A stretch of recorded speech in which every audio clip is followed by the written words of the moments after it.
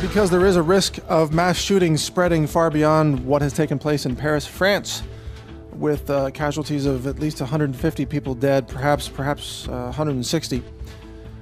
I'm sharing this piece called How to Survive a Mass Shooting. This is Mike Adams. I'm the co-founder of TalkNetwork.com, and this is a special alert being broadcast live on the radio network, TalkNetwork.com. Now, first, I want to stress that the actual statistical risk of you being caught in a mass shooting is incredibly low. You are more likely to be struck by lightning or die in a swimming pool accident or by far die in a hospital or from a pharmaceutical side effect. So I don't want to say that everybody's going to be overrun by mass shooters. That simply isn't the case. It's very rare. It will probably never happen to you in your lifetime.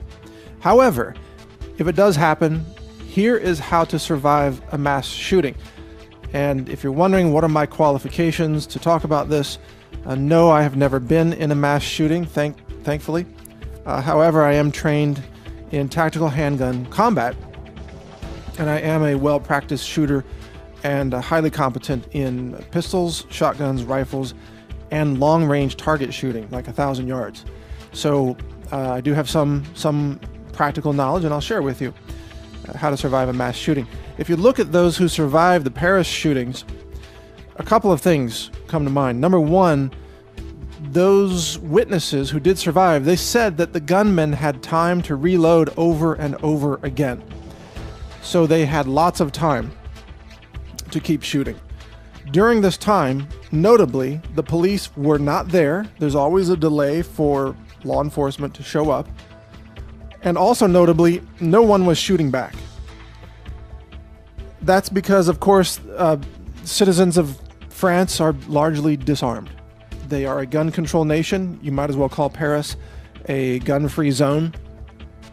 And so just in the same way that shooters will target gun-free zones in America, American campuses or schools, they are also, these jihadists are targeting Paris because they know that no one will be able to shoot back. Those who survived it tended to be those who fled. So this is tactic number one that you can always invoke, even if you don't carry a firearm or you don't have any other defenses. You can, of course, attempt to flee. This is also great if you're just stricken by so much fear that that's all you can manage to do. There's no shame in fleeing a crazed gunman, by the way. No shame in it at all, unless you leave your wife or children behind. That would be cowardly. So don't be the first person out the door. Find your loved ones and let them flee in front of you. All right? So let's at least practice some common courtesy there. But by far a better response and a better way to survive would be to shoot back. Now, this idea of shooting back, of course, it only applies to those who carry concealed firearms, such as myself and many, many other people, millions of people across the United States. We are trained to defend innocent lives and to, if necessary, as a last resort, we can shoot back with the support of local law enforcement, by the way. Shooting back, of course, may subject you to an increased risk of retaliatory targeting by the other bad guys who are doing the shooting. However, you have the element of surprise working in your favor. Most of these gunmen do not expect anyone to shoot back because they know that most Western societies today are full of people who, in a gunfight, they simply don't have the skills or the mental fortitude or the training or the hardware to shoot back. So they don't expect anyone to shoot back, meaning that if you are even one person shooting back, you can cause a lot of chaos in the ranks of the enemy. You may sacrifice your life in shooting back, so it's not necessarily the best self-preservation tactic. However, you will die a hero as the only person who dared to shoot back. And that does say something. There's some karmic value or spiritual value in that as well. I can tell you, for me personally, I am not going to die on my knees with some crazed shooter taking out my family or friends or fellow citizens. I'm going to shoot back against these crazed nut jobs no matter what. Whether or not I survive it is irrelevant. They should know if they come to Texas and they try to kidnap or take 100 Texans hostage, there's going to be a lot of us shooting back. And that brings me to my third point. The best solution of all is to live in a society where private citizens are armed, where there is concealed carry that's legal, and people are carrying firearms for the purpose of self-defense, because your best defense is to actually be one among many who are shooting back against the attackers. Remember, the attackers aren't expecting anyone to shoot back. Just one person shooting back might be able to take them all out. But multiple people shooting back, 2 or 3 or 4, now you really have not just the element of surprise, but the element of a tactical advantage. You can then even outmaneuver the enemy. You can flank them and attack them from the side or the rear while one of your other buddies provides suppressing fire to keep them pinned down. Fire and maneuver. This is the way you win these gunfights, actually.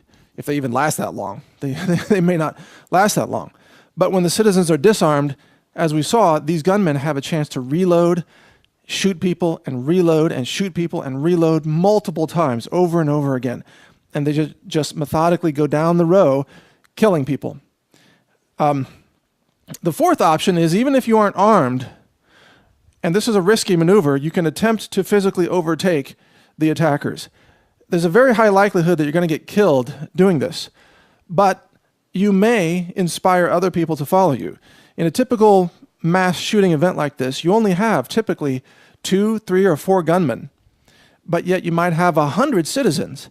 If those 100 citizens decide to get up and attack these 4 gunmen, they can very quickly overpower them. They will take some casualties, though.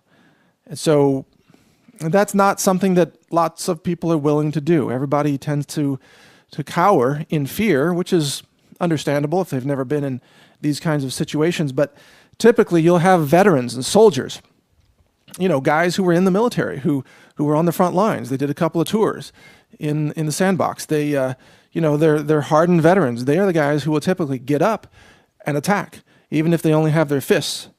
And if they have a knife, even better. You can attack with a knife. You can disable people quite effectively with an edged weapon. You can take their firearms from them, use them against them. And I'm not saying that you have to have all these skills, but perhaps someone in your group does. There are trained killers. They were trained by the U.S. military to be effective killers. If they are in your group and they start the attack, do your best to support them. Maybe you join in with them. Maybe they attack one person, you trip somebody else. Maybe, I don't know what your skills are or your willingness to do these things, but you're in a situation where you're likely to just be executed. You better start thinking outside the box and start helping those who have the courage and the training to try to protect your life. So there are many things you could do. You could throw a glass of wine in the face of one of these attackers, perhaps throw objects at them. Take off your shoes and throw a shoe. Scream, shout, use your fingernails, claw their faces. There are lots of things you can do. Kick them in the groin if you can. If there's access to the groin. Most of these attackers are men, so they have a very weak vulnerability right there in the nutsack. Swing a chair into that or something, or your knee, or anything. You people, you can really overpower bad guys. Look, they're not superhuman. They're regular flesh and blood. They just happen to have AK-47s. Well, the good news about AK-47s is that they're really pretty crappy weapons in close range combat. If you get inside the range of an AK-47, which is grappling range, you can use elbows and fingernails and claws and biting and screaming and shouting and spitting. You can do all these things against an attacker. AK-47 is not going to help them. The length of the barrel is already outside the range of you. You see what I mean? So close combat grappling, if you're fighting for your life, there are no rules. Pull their hair, gouge their eyes, bite their nose off, bite their ear, scratch, scream, kick, spit, do every possible thing you can do. Grab a fork off the table, jab it into their eye. Do whatever you need to do. Otherwise, you're going to be executed. So stop thinking about playing nice and being polite and playing by the rules. Either you fight back or you'd probably die. Now again, as I said at the beginning, if you can flee, that might be the smarter move, if you can flee. But a lot of us, we tend to be protectors. We tend to be people who will stand up for others. And even if we can flee ourselves, we often will not, because we want to protect other people's lives. We want to shoot back against someone who's committing mass murder. We want to stop that person. And so some of us will risk our lives in order to help save other innocent lives, even if it means we die in the process. There's no shame in dying from trying to take down a mass murderer. No shame in that at all. Whether you succeed or fail, you have done something for your fellow humans. And that says something about your character. Okay, the last piece on this is do not depend on your local law enforcement to be able to protect you. As we saw in these Paris attacks, it took many, many minutes for the police to arrive, during which people were being executed by the gunmen. If you dial 911 and you expect the police to show up in 60 seconds, you're kidding yourself. It's not going to happen. You need to plan to spend 10 minutes surviving without the police. And that is why, of course, concealed carry is such a great strategy for self-defense. It also, of course, arms you with a weapon that you can use, a defensive weapon, to protect you from other circumstances that might occur and also be unpredictable. Remember, the risk of you being attacked by jihadist gunmen is actually very, very small. But the risk of someone someday attacking you, some gangbanger, mugger, rapist, whatever, is actually a lot higher. So if you carry a concealed weapon, you can have a defense against all of the unknown scenarios that might present a risk to you in the future.